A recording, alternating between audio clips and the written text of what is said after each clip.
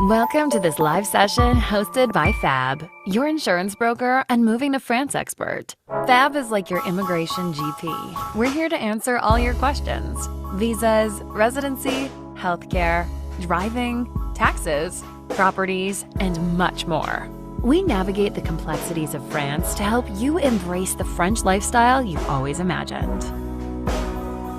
Although we are experts in the immigration industry and have been working in this space since 2015, none of what we say should be considered legal or financial advice. It is also worth noting that the immigration industry is an ever-evolving field, so things that are relevant today might be outdated or inaccurate when you actually move to France. Fab's main source of revenue is insurance through our brand, Fab French Insurance. Our main goal is to ultimately help you move to France, as we only sell insurance to clients applying for a visa, a residency permit, or those with a French address. During this session, you can ask any questions you want. However, we will not answer long questions to keep the pace fast. We also won't be able to address questions related to personal or very specific issues, but rest assured, we can get in touch after the session to either advise or refer you to one of our trusted partners. And now it's time to get this event started. Thank you for joining us today.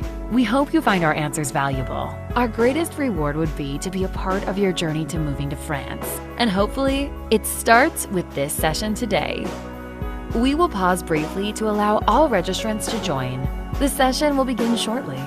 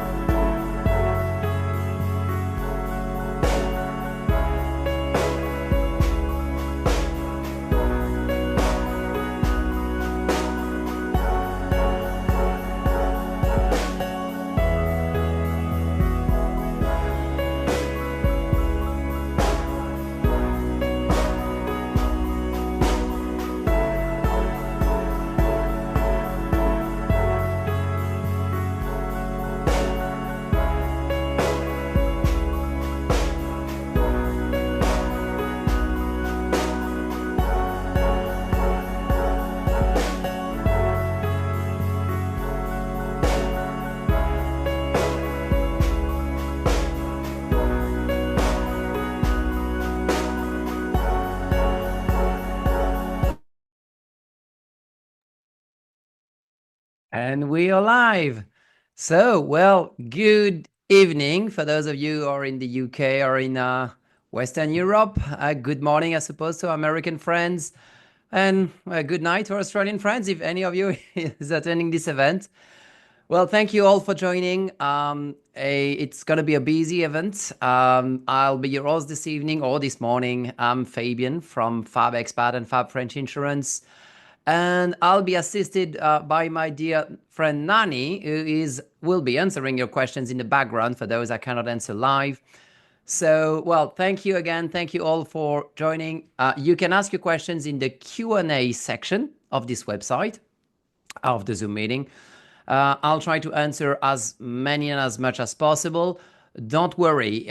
Any questions I would not be able to address or answer live, we will also send you a follow-up email where you'll have the ability to book a one-on-one consultation with me or members of the team or some of our partners, and obviously also ask questions directly over email, again, for those we would not have answered live.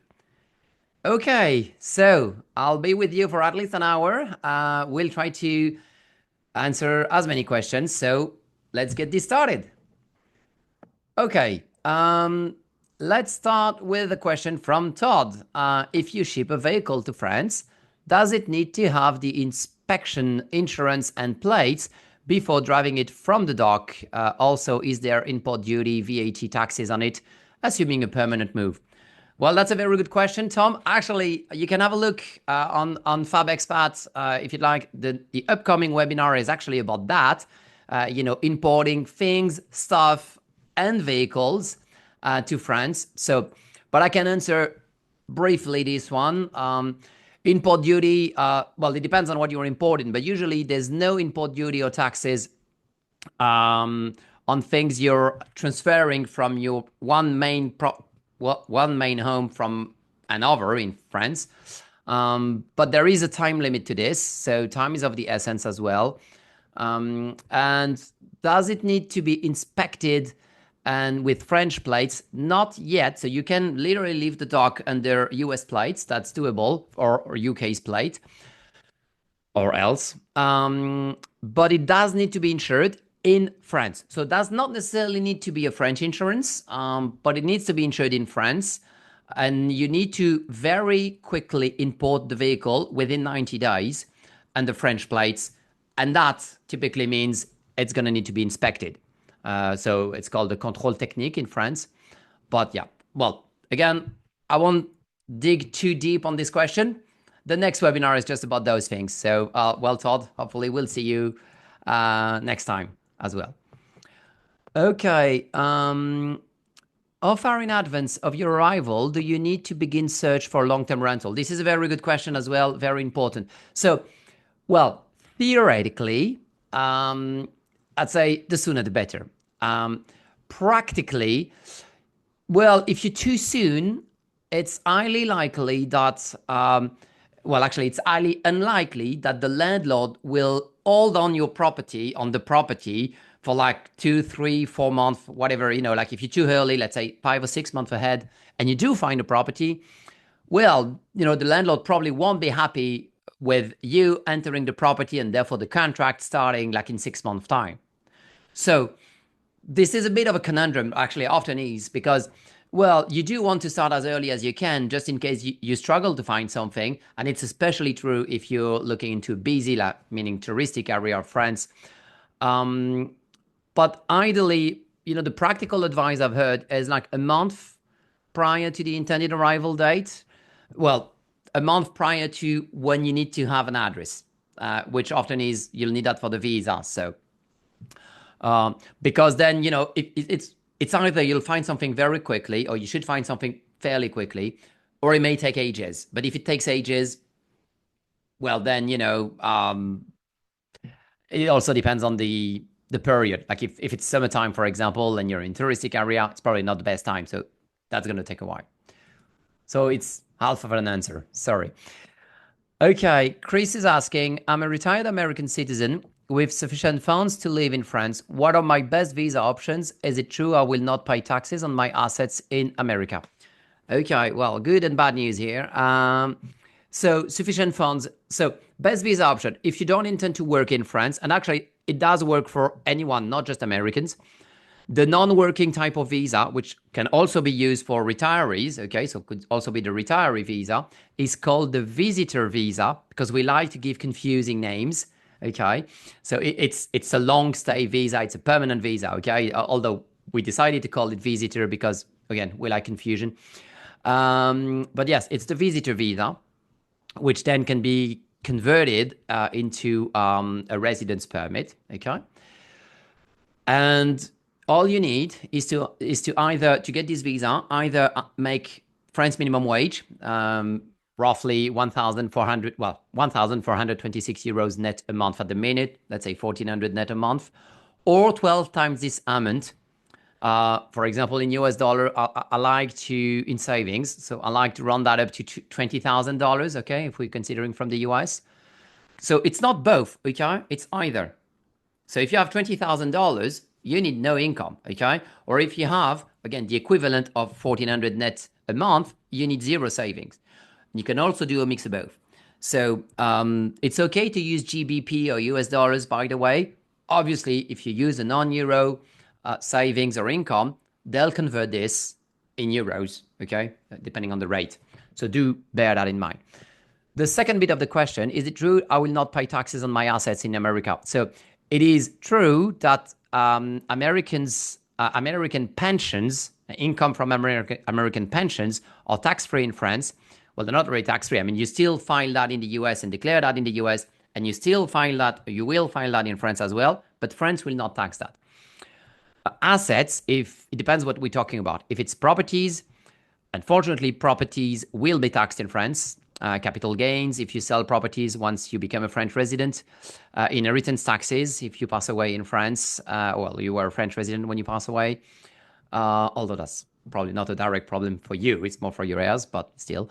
Um, and um, and we do have some sort of a wealth tax in France, depending on how big your property portfolio, which starts when you have a property portfolio of 1.3 million euros.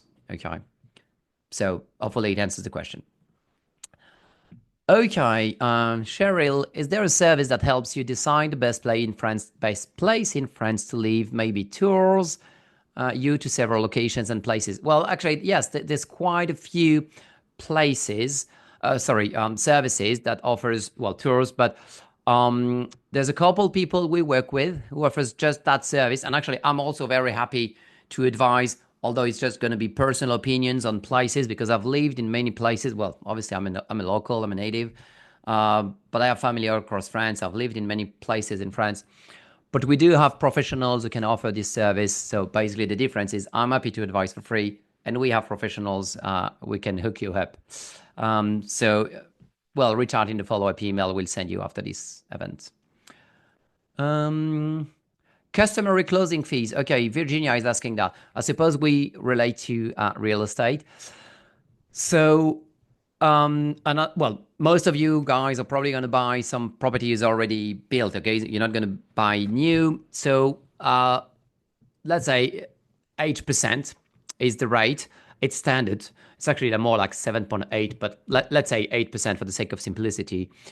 So whatever you offer, when you put down an offer, very often it's inclusive. It's all inclusive. So like the real Sophie is going to be in your offer. Okay, let's say you put down an offer, 250,000 euros. That's an all-inclusive offer, except for the closing fee, so which we call the notaire fee, and that's typically 8%. But again, it doesn't vary. Okay, it's 7.8 something. But again, let's stick to simple numbers. I'm not that good at math either, so yeah.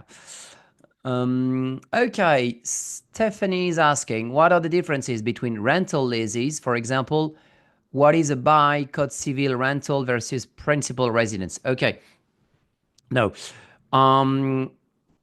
Basically, there's only two different types. Well, there's either short-term rentals, and short-term rentals is theoretically non-compliant, although depending on where you're from, for a long-term visa, although depending on where you're from, for example, if you're from Canada or the US, they do have some sort of flexibility because you're from further away, so they could accept shorter-term rentals like Airbnbs. But when you are from the UK, for example, or other places, they do want to see long-term rentals, which is the theoretical requirement. So that's what you're supposed to have anyway. And for long-term rentals, there's only two different types of contract. It's either furnished or unfurnished. So we call that a contrat de bail nu ou unfurnished, because we like also ambiguous words in French. Nu means naked, but not in that context. Or a bail de location meublé ou non meublé. Yeah, but non meublé we would say nu, naked. But again, so the difference is one is a 1 year lease, the other is a 3 year lease, but technically they're not really the kind of lease agreement you're used to in actually UK, US. You're not committed. Let's say you have a 1 year lease. You're not committed for 1 year. You're committed for actually 1 day and the notice, because you could sign the agreement and give you notice the day after, no penalties. You just have to give the notice, which is either, depending on the contract, either 1 month or 3 months. Okay, there's only two types, and it's meublé ou non meublé. That's it.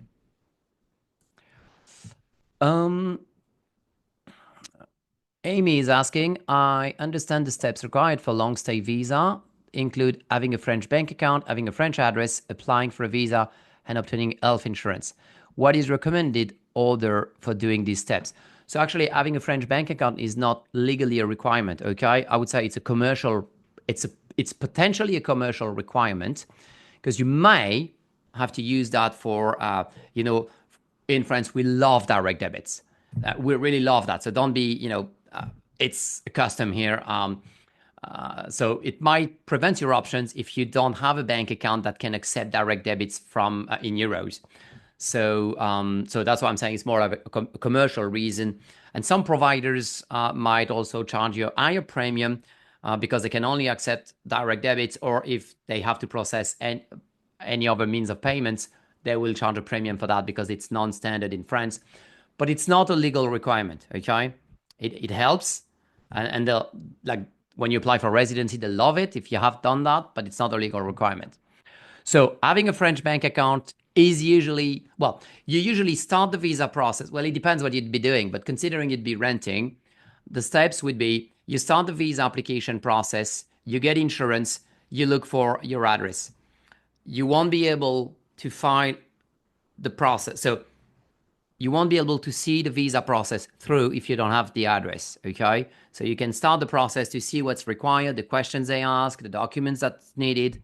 That's why you can start the visa process first, but very quickly you'll need the address. So that's why it comes second. The insurance is, well, either first, second, or third. It depends. But as soon as you have a fixed date in mind, like what they call an intended arrival date, well, then you can buy the insurance because you'll need to match these dates. So, but you will need the insurance before you walk into the in-person visa interview because they'll need that, okay? By the way, I see some guys are raising hands. Sorry, to keep the pace fast, we cannot, it's only written answers or questions, sorry. Okay.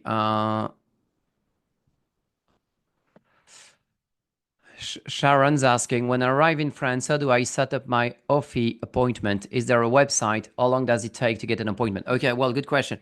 So when you arrive in France, first, well, you need to activate your visa, which is something you do online on the Administration des Étrangers website. But I mean, you'll get an email, you'll receive information about that. But you activate your visa, and upon activation, so once you've done that, it's basically just about paying a fee, okay? It's an online process. And once you've activated the visa, they will reach back with an offer for you to schedule an appointment. So it's not something you do proactively. They'll reach out once you've activated your visa, okay? So how long does it take to get an appointment? Well, it really depends. It depends on you. When are you available? And it depends on how busy they are. Usually they reach out fairly quickly. You receive that follow-up fairly quickly after activating the visa. But sometimes you don't get the email or, well, then, so you may chase them up as well in case you think it's not normal. Can you recommend a health insurance solution to support a long-term stay visa application 12 plus months? Well, Alexei, this is exactly what we do. So we've created a policy that's the cheapest. We refund the difference if you find a cheaper plan. And we have a 100% money back guarantee in case of visa rejections. So Nani will probably be happy to get in touch. Again, we'll send you a follow-up email after this conversation. You can get in touch with us. We'll help you out with that. So Fab French Insurance obviously would be my go-to, but I must admit I'm biased on this one. If I, a Brit, move to France with my European partner, can I apply for a job straight away, or do I need to get other things set up? Not sure. Okay. So it depends if you're married or not. Unfortunately, this is of paramount importance. If you're married, then you don't need a visa. You can move to France, apply for a residency permit directly from France that you need to do within 90 days.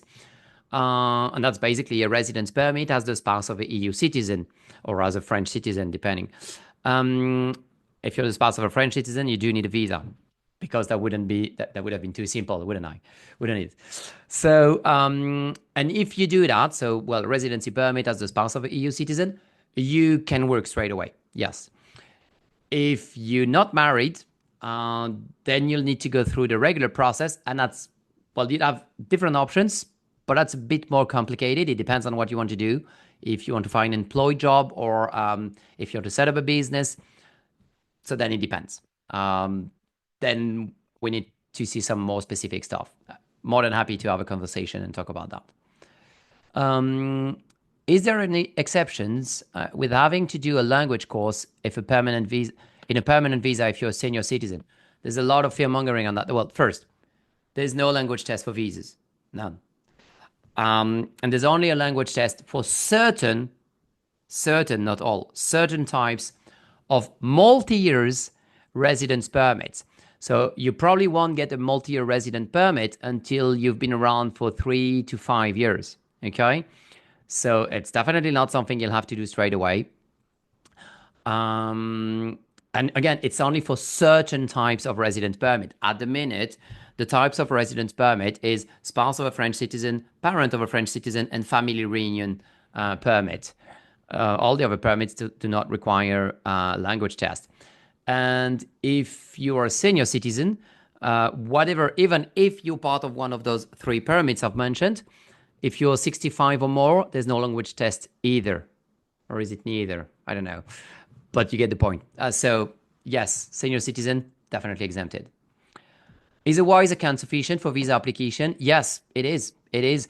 And if you can activate, actually, a lot of our clients or people we work with, they would use WISE or Revolut. Those are the 2 by far most popular options. So yes, and just activate, you mentioned for property rentals in France, if you can activate the what they call the SEPA direct debit option, SEPA, then it makes it eligible for direct debits in France. So it's compliant. You can actually stick with that forever if you like. Okay. Becky is asking, I'm pursuing Italian dual citizenship and own an apartment in Briançon, France. Curious about healthcare. Can I pursue it in both countries once I'm considered an Italian citizen? It depends where you live. So, well, I'll give you an anecdote. My brother is obviously French, and he moved to Ireland. When he was in Ireland, his French healthcare, public healthcare rights were suspended. And he actually he's doing it because he just came back recently, but he has to reactivate those once he's back in France. So it depends on your country of residency, not your nationality or citizenship. So if you live in France, yes, you can have public healthcare in France as an Italian. That's going to be for free. And if you live in Italy, you can claim for public healthcare in Italy as well because you're Italian. Okay. So you can get in both countries, but not at the same time. There's often like an overlap, but it's a short one usually. Although, whatever the country you live in, we have an European health insurance card called EIC that you can claim in whatever country you're a resident in, by the way. When we import our cars, when we permanently relocate to France, is there a limit on the number of cars that can be tax-free? I know that we need to have owned it for 6 months. Now, if it's your belonging and you've paid, like you were saying, you've owned it and you're doing that in the context of a relocation, not that I know of. Again, we'll be having a webinar on this particular topic next month. So, well, just tune in, but I don't think there is. Sue is asking, how many years of prior auto insurance proof is optimal to get the best French auto insurance rates? So, well, yes, good question, because the French insurance market for vehicles is very peculiar. Well, the best technically is 13 years, but as long as you didn't have a claim and you have formal evidence of the past 3 years of insurance, so they need to see the full insurance history for 3 years, it's highly likely that you can get the best deal. Like, for example, if you have the detail of the claims, hopefully none, in the past 3 years, and you have documentation that says, like you have let's say 9 years NCD, or claim like driver records from the US, any state, or a claim-free proof of no claims or whatever, that shows, I don't know, 9 years, 10 years, let's say that you've been claim-free all along, then we can provide you with the highest discount. But we at least need to see 3 years detailed insurance. That's very important to get a very good deal. And then the more, the better, obviously then, and 13 years being the maximum you can get in France to get the cheaper rate, which is 50%. Mark's asking, can you talk about the ETIAS requirement for entry? Oh, I love this one. This is so European. So it was supposed to go live on the 1st of January 2025, was postponed to mid-2025. Apparently, now the website's mentioning 2026, early 2026, because, we're being specific here. So no, it's not live. So it should have been, but it's a non-problem at the minute, and probably for at least one good year. Because when it will go live, there's going to be a 6-month grace period as well. They disclose that as well. So where it's live, but if you don't have it, it's okay. Charles is asking, hello, do you have any referrals for specific banks in Paris that works with Americans to set up bank accounts? Yes, so very good question, very good topic. It's best when you want to open up a local bank account to try to go into a local branch. Do not deal with online. I know it's more convenient online, but if you go to a local branch, like you walk into a local branch, it's going to be easier because it's going to be more personal. The French love it, and it's going to make it easier for you.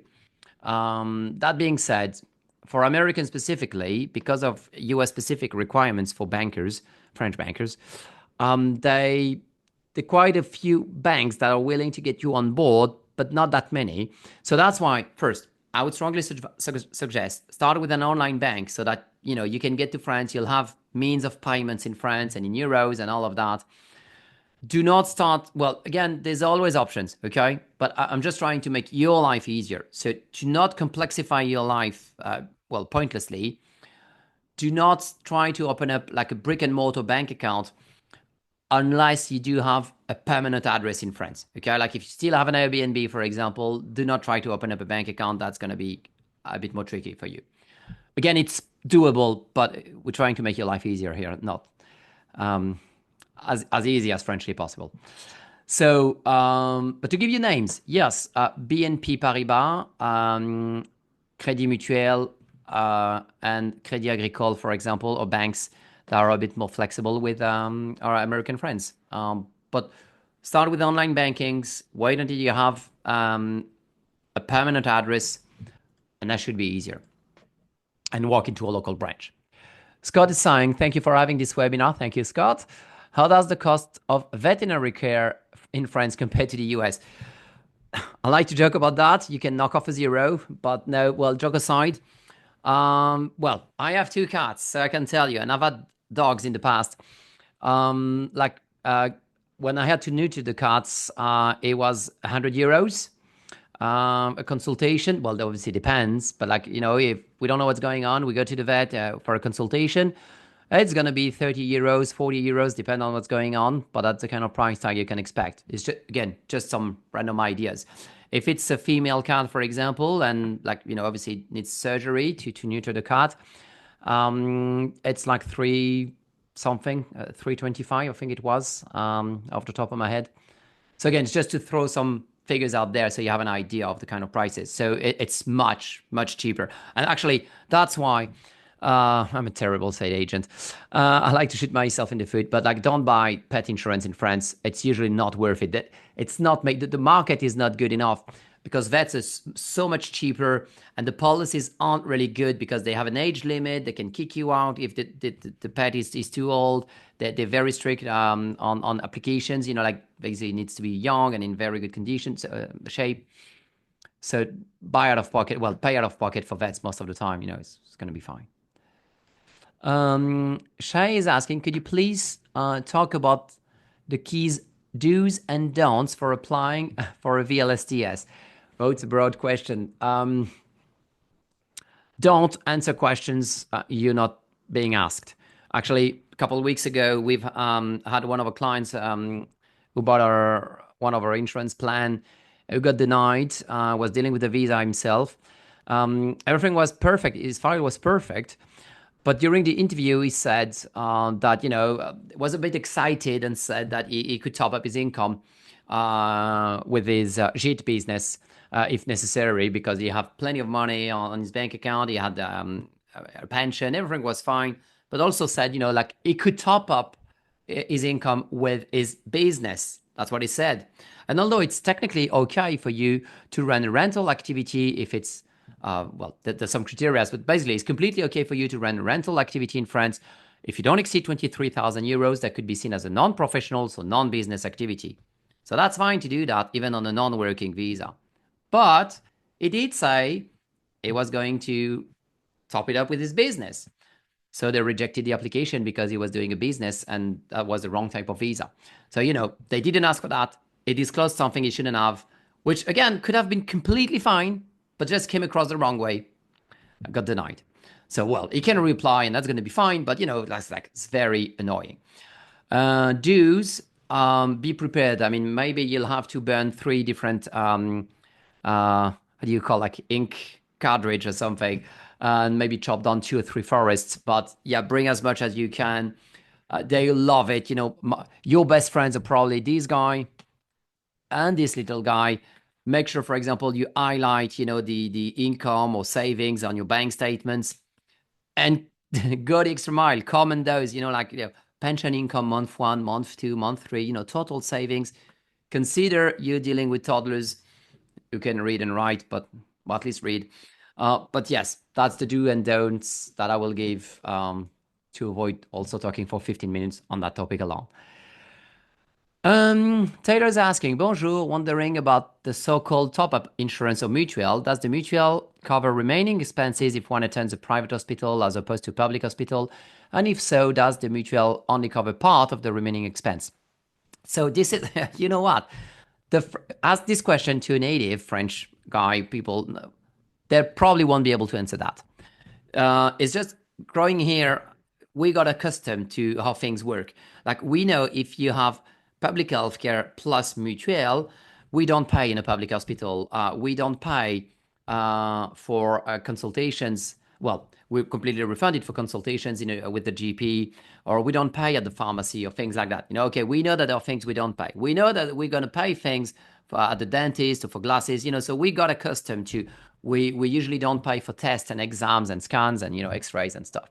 Like to give you an idea, my grandma who has a basic mutual, unfortunately broke her hip last year, had to go through hip replacement surgery, 1 month at the hospital, 2 month physio in a private clinic, ended up paying out of pocket 50 euros. So it's just to give you some ideas. But the mutual does not top up the expense, well, the total cost. It really depends on what you're doing. With the mutual, you're just certain that you will always get at least one option with no out-of-pocket expense, okay? That's for sure. Then, depending on who you're going to see, even if you go to the most expensive dentist in France, okay? And if you have some out-of-pocket expenses, usually the specialist, whomever you're seeing, will have to disclose what he charges extra that might not be refunded by the mutual, okay? I know that's not the technical answer, but that's usually how the French will see that, because it's easier to remember rather than explaining how it works. Because I could, but I think I'll lose half of the audience here. So, but I'm more than happy to, okay, if you want, in a consultation. And by the way, my consultations that I offer after that for free, I do offer paid consultation. It's only if you're in a hurry because, well, unfortunately, they're quite high on demand, but I do offer free consultations. Lynn's asking, will Fab help and review 1-year tourist visa? How do you build the services? So I can offer you a free consultation. Yes. We don't do visa ourselves. We do work with partners who can help you through the process. We work with immigration lawyers and even the French consul who can help you through that. So reach out and we'll hook you up with professionals. Karina is asking, is there still the 90 days limit for when staying in France? Yes. So when you don't have a visa and you're non-European, that's the limit. You can be in France or in the Schengen area without a visa. If you want to exceed that 90 days limit every 180 days, by the way, it's per 180 days period, then you need a visa. That's actually how it works. Okay. David's asking, can you anticipate the current tariff was causing further complications with moving to France because of retaliation between the impacted companies? It's a topic we discuss quite often. Actually, Nani and I and everyone at the office and with clients and partners we work with. So I'll give you a French answer. The French, it's difficult to generalize, but most French native and locals love foreigners, okay? Well, we love everyone that's not French, basically, because to us, you're exotic, okay? You come from overseas, you're travelers, it's fantastic, it's fabulous for us. So we love that. And, during Brexit, we didn't hate the Brits anymore, more because of that, okay? They didn't change the general public's opinion. So, my optimistic view on this is that I think it shouldn't change. Obviously, I have no crystal ball. I don't know how far this could escalate. But again, I don't see France from doing anything. Well, if anything, I think we will see people moving to France as people who actually may not be in complete agreement or alignment with what's going on in their own country. So I think we'll still have open arms for those guys, for you guys. But, well, that's what I think. Hopefully, you won't get me lie. But yes. So I don't see a direct impact now. And hopefully this won't change. Jen's asking, US origin question. Do websites exist that show crime rates by locality in France? Probably. There is a website called Statista, I think, yes, who does show that kind of statistics. It's actually a database that combine and compile data, but it's not French specific. It's pretty much a nation, worldwide, I think, statistics. Yeah. So, well, but crime rate, I mean, well, if you do compare it with the US, it's a much, much lower crime rate. Although, well, some places in France would have higher crime rates. But like generally speaking, the crime rate is much lower if you compare, for example, with the US. It's probably higher than in a Buddhist country, but it's... Okay. Okay, Cody's asking an interesting question. Can you discuss the entrepreneur profession libérale visa? Is it correct that a person with this visa be self-employed, not working for only one company, for example? And if so, is it correct that the person's client must not be in France? Finally, with this visa, could a person transition to another visa type if they receive an offer from a French employer later? Okay, a lot of questions intertwined here. So no, it's incorrect. You can work for French clients, European clients, well, and foreign clients or non-French clients. So that they do not need to not be French, basically. No, that is incorrect. That is correct that in theory, when you are registered as a business, you're supposed to have more than one employer. Although it also depends on the scheme. Like, for example, if you formally incorporate, we have different types of schemes in France, well, like in many countries. But like self-employed in France is something we would call micro-entreprise. If you're that, yes, you're supposed to have more than one client. For other schemes, you're also supposed to have more than one client, but as you'd be paying social charges at a higher rate and stuff, they pretty much don't care even if you have a single client. So yes, so it's mostly for the micro-entreprise status. But for the profession libérale visa also, so you can do any kind of activities, even if you have a business plan that stated that, I don't know, you'd be a consultant and then you want to add it translation services, you definitely can do that. So you can add up activities, that's fine.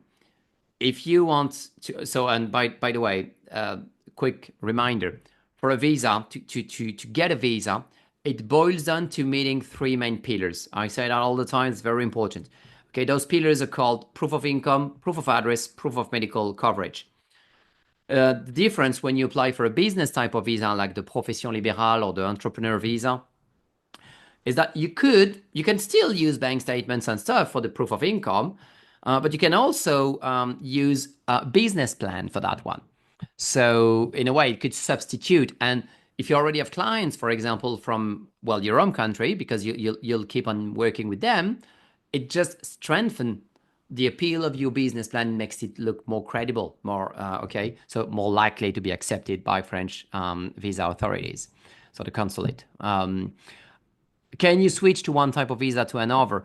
Yes, although then it becomes very discretionary. They can accept that, they can reject that, and if they're rejected, that means, well, they won't kick you out, but then the visa will run out. You have to go back to your country and reapply for the right one, what they consider the right one. So I'd say for now, what I'm saying is 60% of the time they do accept what they call the change for the reason of the stay. That's, a change of type of visa. Or, by the way, or residence permit after that as well. So, yes. Yeah, very good. Okay. Geoff is asking, bonjour Nani, bonjour Fabien. Hi, Geoff. Or bonjour, Geoff. As a couple nearing retirement with a property to sell and looking to buy and sell in France, typically in your experience, what is the sequence of activities that you need to go through as part of that process? and the potential timelines, typically duration, visa turnaround, etc. Okay, so well, usually what comes first is to try to sell the property. Very simple reason to still be a main resident when you do sell it. You still your main property when you do sell it to avoid capital gains or taxes on capital gains. Well, hopefully capital gains, but not taxed if possible. Then you can apply for the visa. Okay, that's basically the chain of events. Like I was saying, the French bank account is not required. That was part of the question. So yeah. Okay, I am admitted to the American University of Paris for health insurance. Do I need more than what the school provides? Also, I'm an A1 French speaker. Is it possible to speak with landlords in English about rentals? Well, if the landlord speaks English, yes. If not, that's why, again, we work with people who can liaise with the landlords that obviously then speak English and French to negotiate things. But well, usually, I'd say it depends on the age. Usually like people 40 plus in France, it's probably like you'd have like a 30-40% chance that they speak English. Otherwise, they probably don't. Or that might be with the maybe with the thick accent that we have in French, so maybe something like that. I don't know. I am admitted to the American University of Paris for health insurance. Don't know what the school provides for insurance. You have to reach out to them. It's too specific. I'm sorry. Does being married to EU national makes a difference to the residency rules? Yes, it does. You don't need a visa and you can apply for a residency permit straight away and you will be able to work without restrictions, although you do need to apply for that residence permit within 90 days, okay? So very quickly. Calaho is asking, when signing up for services, is there competition? Is there more than one electricity, water, garbage collection provider, etc.? Okay, so well, it depends. Electricity, yes, there are multiple providers. Water, it depends on the area. Some do have competitors, some don't. Garbage collection, there is not. It's a public service. So yeah, it depends on the kind of service. But there's going to be for the phone, obviously, internet, for a lot of providers, but not for everything. Some things are actually public service and well, dealt by the state, or provided by the state. Sandra is asking, we need an entertainer's visa. We already have a property in France and are living there under the 180 rules. Don't know what you call the entertainer's visa, but yes, we do have some sort of artist types of visas or internationally renowned passport talent or things like that. If you are an artist or some sort of an artist, and you do that as a professional activity, then the artist visa is definitely an option on the table. Yeah, that can be done. Okay, Peter is asking, what is the best way to open bank account? Okay, with the French bank whilst living in the UK. As a non-resident, it's much harder. Reach out to Britline, Crédit Agricole, maybe from the UK. That's usually that might be happy with that. Non-resident Charlie is asking, non-resident property ownership.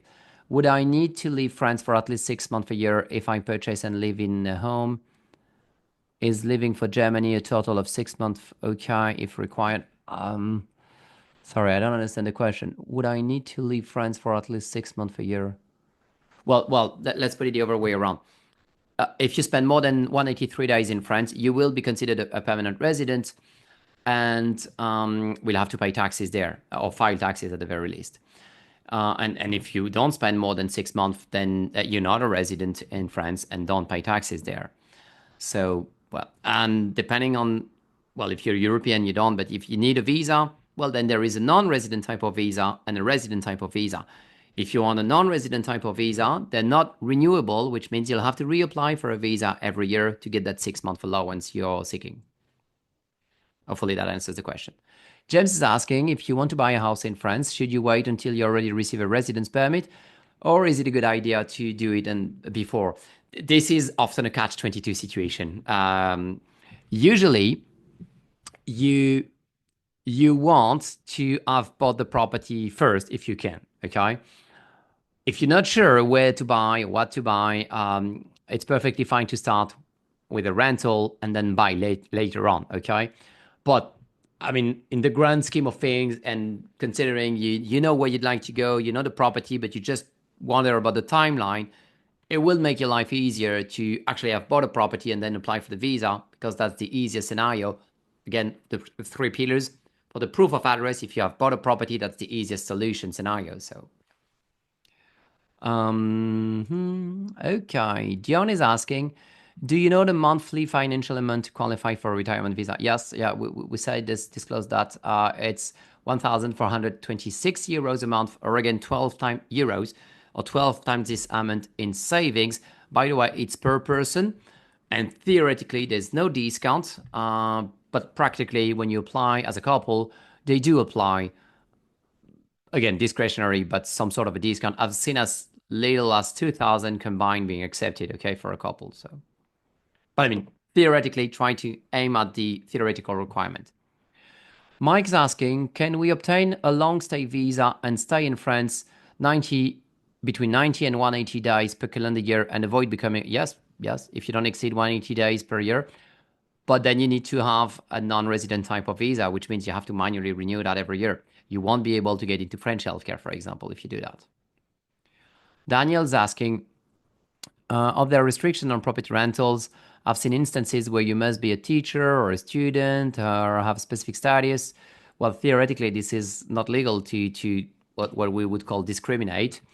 But like practically, you're right. Maybe some landlords will want to rent to specific kind of tenants.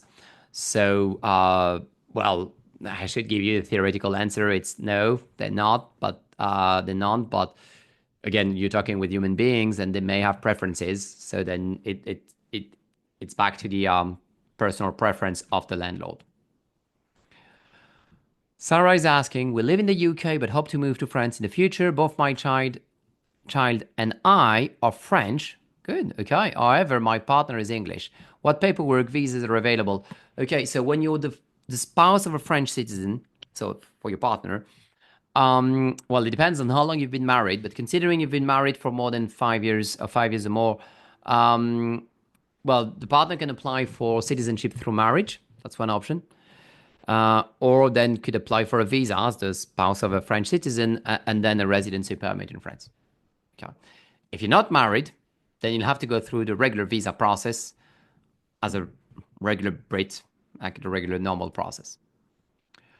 Barry is asking, is it possible to get high-speed internet, preferable fiber optic, installed to very rural locations? We both work from home and would like to live in a hamlet where we can imagine. Okay, so it's a good question. So we have a nationwide fiber optic setup schedule. So it's supposed to be available to pretty much every French citizen across the country. But maybe it's already done, maybe it's in progress, maybe it's not scheduled yet. Depends. So that's actually, before you buy, that's a very good question to ask. So to the mairie, when is it scheduled for deployment in the village? And how much is it going to cost? Because usually they bring the fiber optic to your doorstep, but like the entrance of your property, not the actual building. If there is a massive gap in between, you know, the entrance, like your portal and the door. So that is your expense, but they should bring something. So get in touch with the mairie and you should have the answer. Fiona is asking, are you familiar with the regulations for Canadians to own property in France? There's actually no regulations. Everyone can buy a property in France. Well, as long as you have a passport. Well, basically, apart from what they call KYC, like know your customer, there's no regulation. You don't even need to have a visa or be a resident. Anyone can buy a second home in France and not have any particular kind of visa. Gail is asking, don't we need a rental contract prior to applying for a long-term visa? Depends. That theoretically, yes, wherever you're from. Practically, there's some flexibility with some countries, not all. So if you're from the UK, for example, Gail, no, yes, you do need that. Otherwise, it's a no-go, hard no. There's a bit of flexibility from Canada and the US, for example. Okay, Anne is asking, is it possible to use an Airbnb for visa? Well, yes. Is French cracking down? So there is an allowance from the US, for example.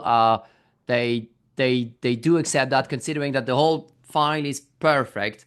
They'll accept that. If there is any other things that might be wrong, they'll also use that as an excuse if you use an Airbnb to not validate your visa. So again, theoretically, this is not visa compliant. Okay, so if you can aim at visa compliant options, which are only you bought a building in France, you have a 1 year or 3 years, like a long-term rental contract, or a letter from one of your friends or acquaintance or family saying that they're happy with you using their French address. Okay, Flavie is asking if we are earning an income from the UK working from home in France and for a UK business or getting money from property let, at what point do we pay French tax?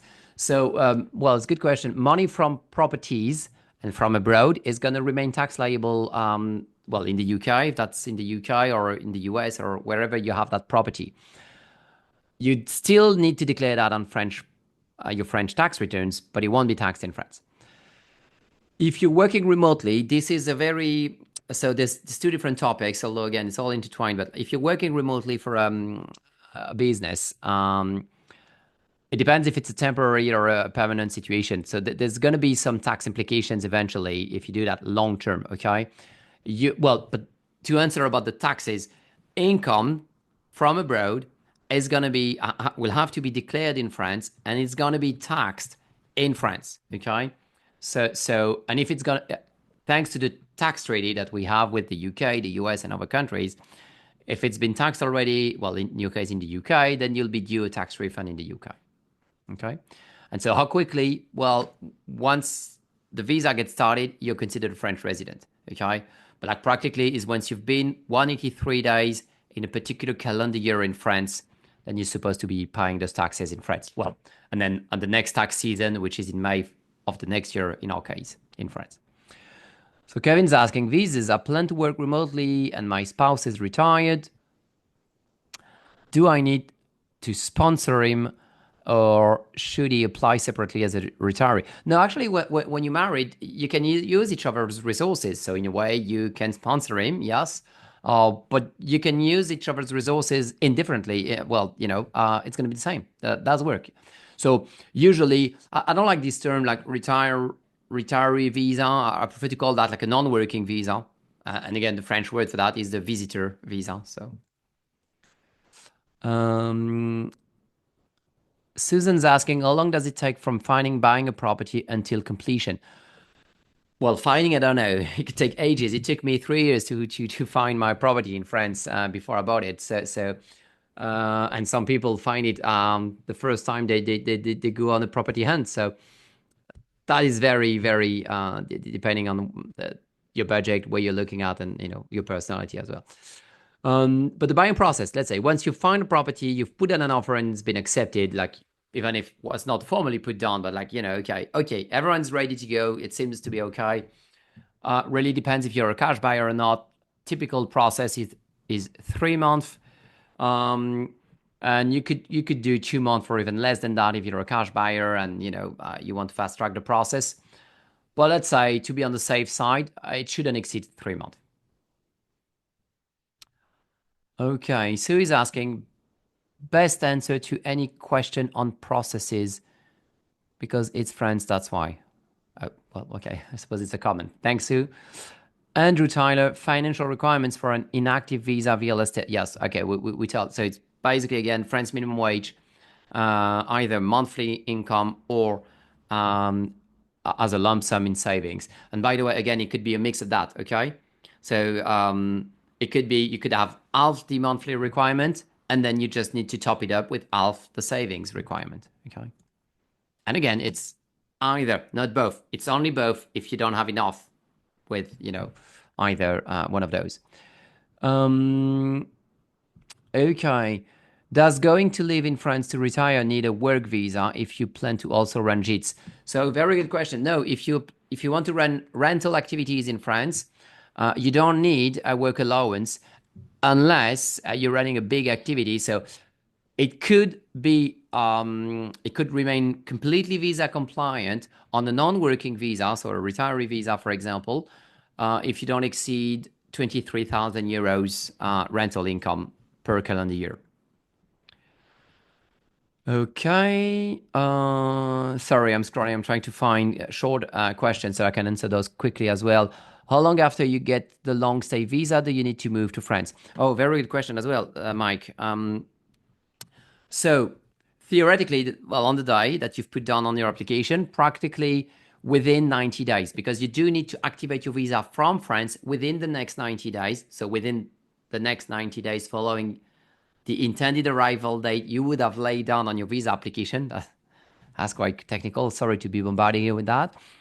But yes, so that's actually your time frame. Okay, you pick up the intended arrival date, and for some reason you cannot make it on that date, then at least, at the very least, at the very latest, you need to be there within 90 days to be able to activate this visa from France and potentially be able to attend the in-person medical interview in France, which, by the way, is not an exam. Okay, that medical interview is really a free interview that's going to be provided to you for free. They'll do an X-ray and stuff like that. It's very good, completely for free. Well, I'm lobbying very hard so that it also contains, like they get a blood sample and they test for your French wine intake and stuff like that and see about your French cheese consumption. For some reason, I don't manage to get that bill passed on. So yeah, sorry for now. There's no such test. I'm kidding, obviously, but yeah. So no, that's why you need to be in France, though, physically within 90 days, because you need to be there for that. Okay. I often read that after 3 months of residency, a person with a 1-year visa becomes eligible for a Carte Vitale. Is this accurate? And will I need to maintain additional health insurance as well as Fab insurance? Yeah, okay, good question. And thanks for the ad, Richard. So yes, actually, well, so yes and no answer, kind of answer. Yes, after 90 days, you can apply for French public health care, which, by the way, for American audience, we call that social security in France. If you hear people saying social security in France, they're not talking about pensions, they're talking about healthcare. So yes, you're eligible and you can apply into French healthcare after 90 days, but you won't be part of French healthcare after 90 days. It's usually, well, again, it varies, but like typically it's going to be a 6 to 7 month process. So let's say 6 month-ish, plus the initial 90 days waiting period. That's going to get you to 9-10 months into your relocation. But within that first year, you will be part of French healthcare, although close to the end of that year, but you will be part of French healthcare. That's why you need to be insured for 1 year privately, because French authorities, they know it's probably going to take close to 1 year for you to reach out to get accepted into French healthcare.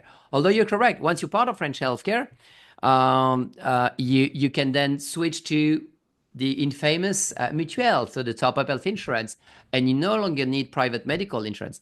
Actually, this is the best incentive you should have. We still renew 15% of a private medical insurance because people failed to actually get into French healthcare within the first year. And why did they fail?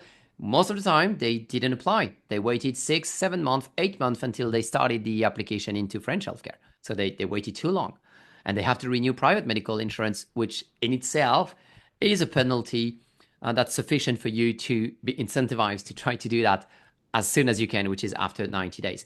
The Carte Vitale, so usually when you're accepted into French healthcare, you get temporary numbers, so temporary social security numbers, and then you have to ask for the Carte Vitale, which then makes it brilliant because everything gets automated. Okay, when you're accepted at first, you are accepted, but your claims needs to be done manually, and then once you get the Carte Vitale, they can be done automatically and automatically refunded most of the time. It becomes much more convenient, and even the mutual will top it up automatically at this stage.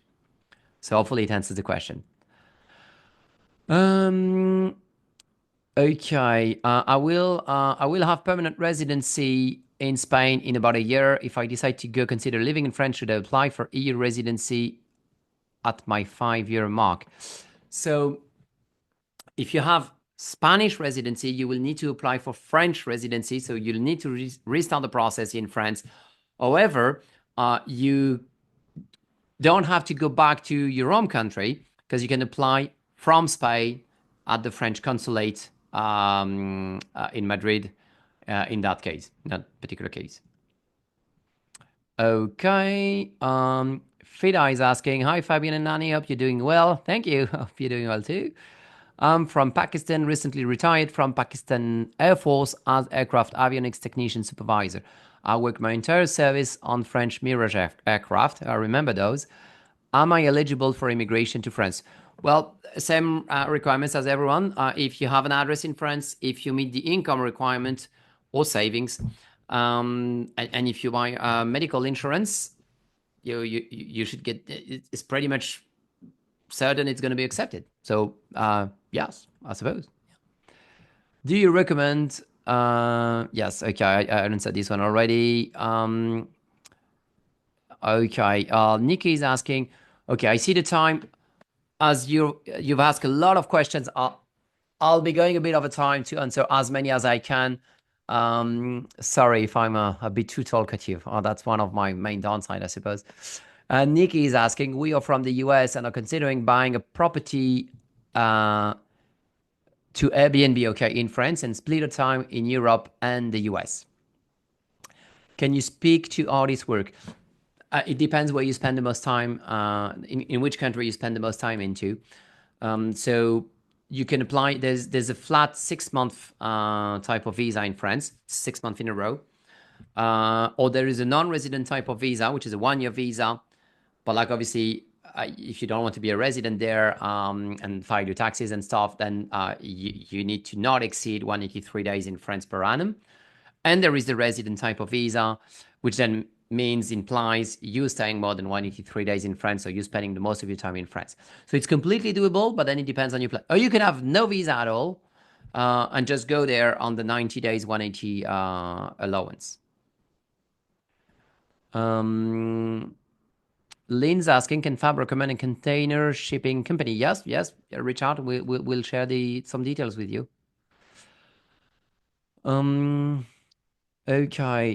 Okay, let me see. Quick questions I can answer. Okay, Mary Jo is asking, the property tax you mentioned, that's on properties owned in the US or France?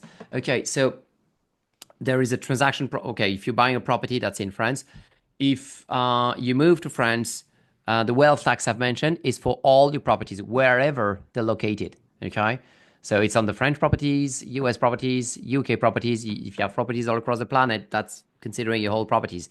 We do not have a wealth tax like you could have like 10 millions in cash or stocks or whatever. We don't mind your assets, apart from real estate. Although there are ways to protect you from that taxation sometimes, it depends if they detain through trust or something, there's way, but practically, in theory, it's the whole properties you own wherever they are.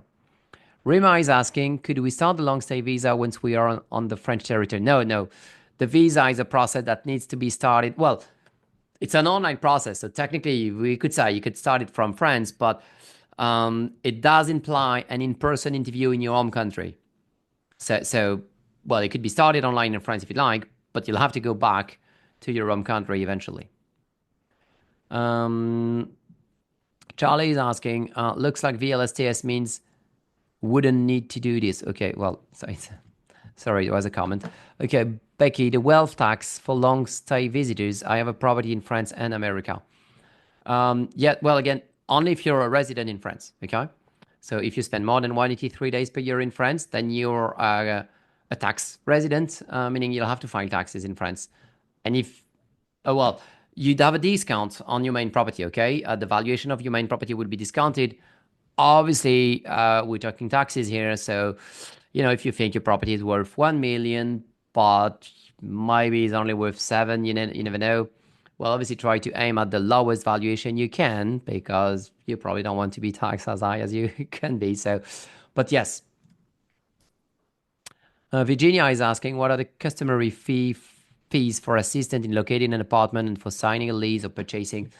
It varies. 1,200 to 2,500, I'd say. Yeah, probably. It's off the top of my head. Okay, don't beat me to death. If it's inaccurate, that's what I've seen. Yeah, around. Um, okay, Sarah is asking, what is the best way to apply for a mortgage in France if we're both located in the UK and employed in the UK? Oh, we do have a mortgage company to recommend for non-resident. That's actually quite doable. Actually, whether you're from the US or the UK, reach out and I'm more than happy to share the details with you guys. Um, uh, uh, uh. Okay, Jean-Francois is asking, I'm Canadian and I would like to know if we would have to pay in France and social charges and taxes if I have income from RRSP, TFSI, or remote Canadian work. I'll be honest, I don't know what those are, at least RRSP and TFSI, so don't know. But no, you only have, well, depends. It really depends. But like theoretically, you only have to declare your income, and then that income would be taxed in France. Then, depending on how much you're making, you could be charged something called the CSM tax, which is social charges indeed. But that's only if, well, for a single person, it's only if you do more than 23,000 a year. Well, that's only for the bit of income that's over 23,000. But then also it depends on the scheme. Like eventually maybe you might be a consultant for your own company, so then you would be paying social charges because you would have a business in France. There's a lot of options that are doable, so it's difficult to answer this question as is. Okay. GGB is asking, just to be sure, you're saying if I become a resident in France, then I say my American house, I will have to pay capital gains in France and America. Well, not just in theory, just in France, unless there is also some state-specific rules. But again, dual taxation treaty, well, sorry, the tax treaty prevents dual taxation. So in theory, no, you don't have to pay twice, unless, again, there's two different taxes and one is US specific. But for the capital gains, the tax on capital gains is going to be only in one country, okay? And if you're a French resident at that time, it's probably going to be France. We do have connections with tax lawyers as well, by the way, who could advise on all of those things and go into your specifics, okay? So I would strongly advise that if you have any doubts. James asking, can you explain briefly the malus tax, like the penalty on cars if I bring a European certification car from elsewhere in Europe? They're changing this, so I could explain in a minute, but it's going to be different. Again, it's not that I don't want to answer that. The next webinar is going to be spot on for this because it's going to be much more details. Briefly, in theory, you may not have to pay any tax if it's your current vehicle, but then it also depends on how much CO2 the car exhausts. So then they may tax you based on the CO2 exhaust on your vehicle. So it is very specific, depends on the vehicle. It doesn't apply on collection of vintage vehicles, for example. So there's a lot of rules there. So yeah. Okay, John is asking, okay, so I'm conscious of the time, guys. I'll try to still answer like questions for like 6 or 7 minutes. Sorry for those I don't answer, but again, I don't want to hold you up for too long as well. You probably have a life, and I won't lie, we're getting seriously into apéro time in France, so at some point I'll have to go do my duty. So, but John is asking, what type of visa do I need if I want to take a sabbatical for 6 months in France? Oh, actually, you can get a 6-month visa, which is 6 months in a row. So it's quite easy to get. For this one, you can use travel insurance, which is also going to be much cheaper than compared to the private medical insurance that are required with the 1-year visas. Okay, Diane is asking, can the student visa be rolled into a long-term visa? Okay, so very good question, because technically speaking, that's why the residency visa, they call it a renewable visa.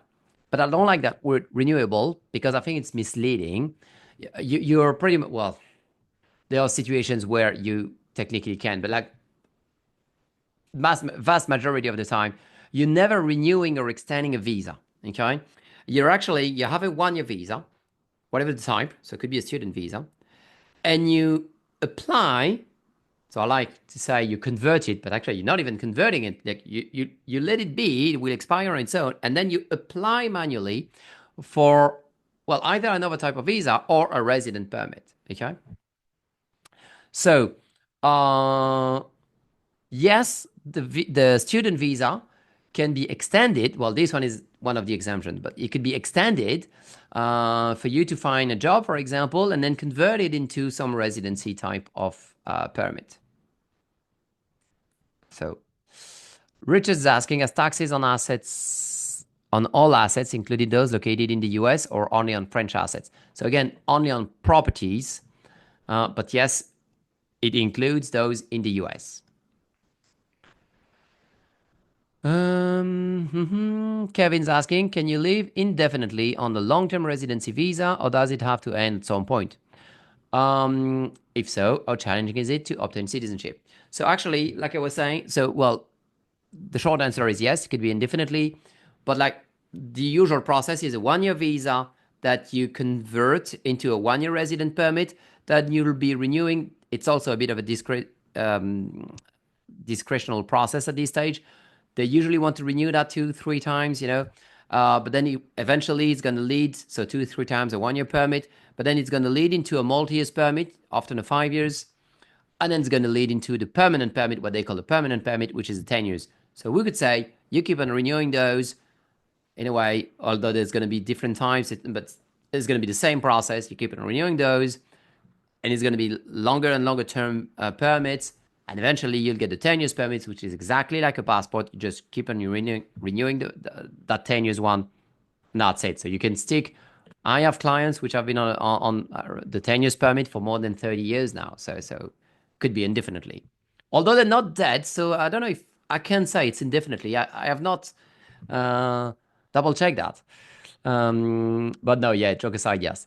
And challenging, is it challenging? So you never need to apply for citizenship. It's not mandatory. After 5 years in France, you can apply for citizenship. So considering you're not applying for citizenship through marriage. So citizenship comes with a language test. That's a bit of a difficult one. It's B2 you require. And a civic test, although they give you like a booklet that you need to study. I'm not sure I could pass this test, although I may fail it once and then I'll get it the second time around. So, and it's often how it works, because at this stage, you know what to expect. But yes, it's B2 level that's required, and some civic knowledge. So unless you want to vote, it's not required. But it's an option on the table that opens up pretty quickly after 5 years. Yeah. Okay, well, let's try to find a couple quick questions. Let's see.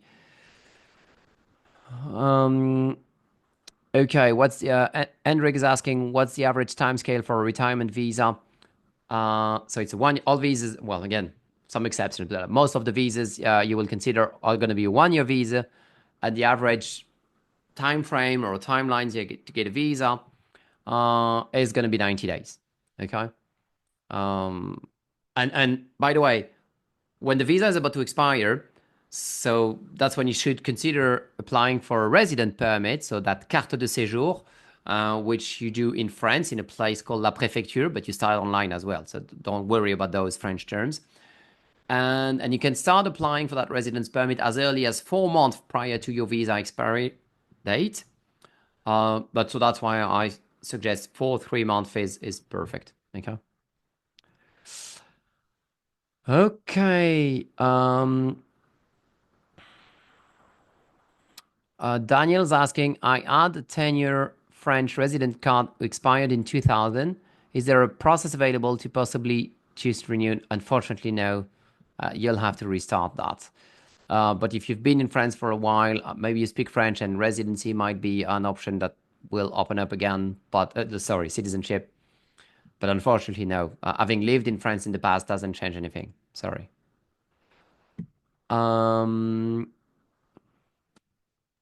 Okay. Oh, good question. TMB is asking, I don't retire till May 2026, and I hope to move to France around the same time.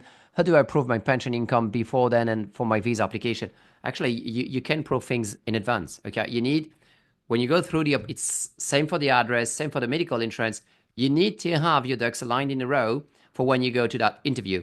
So if you go there and you don't meet the requirements at that time, that's going to be a rejection. Okay. So you need to have the correct supporting documents for when you go through the interview. Okay. Although again, you can use savings. So if you're going to retire, you probably have private pensions or savings sitting around that you can use for that. Okay. Okay. One final question. Sorry. We're going through a bit of some of our time. So, okay, Victoria is asking, what are the chances of getting a mortgage as UK expat? Oh, like I was saying, we have a partner who deals with that. They do quite a lot, so I'm fairly confident. Okay, okay. One last final question. Um, let's see. Okay. Okay, Caroline is asking, I'm confused regarding which visa. If I choose visitor visa when I'm using a business JIT and I earn more than the minimum wage, how do I change it to entrepreneur visa? Okay. So if you use a visitor visa, you're using your current income. So if you make more than the minimum wage, when you apply, you don't have a JIT yet. The JIT is going to top up that income. Like I was saying, you don't mention the JIT business. If it doesn't exceed 23,000 per year, it is visitor visa compliant. If but if it does exceed 23,000, again, that rental activity alone, maybe combined with your income, it's much more than 23, but we're talking about that alone. Then yes, you'll need to change it. So what you do is you reach out to the prefecture and inform them that you like to change your reason for the stay, so the type of visa or permit you've been granted. And then basically they'll tell you what to do depending on what you're considering. Hopefully it makes more sense. Sorry, guys. I know there's still a lot of questions unanswered. We've been through more than 200 questions. I know there's still 200 left, but for those I didn't answer, please do reach out. I'll be sending you probably by tomorrow a follow-up email with my details, ways to book an appointment with me and the team, or reach out over email. So sorry for those I didn't answer. I really apologize for that. Thank you so much for all the support and all the love. We're going to do our best, make sure of that so that we help you. The greatest reward is to be part of your journey to moving to France. So thank you, guys. Thank you so much. See you soon, hopefully in the next webinar, and we'll get back in touch soon. All my love. See you soon in France. Keep us posted on your journey. It was great to be with you tonight because I'm in France. And now to the apéro. Bye bye. Au revoir. À bientôt.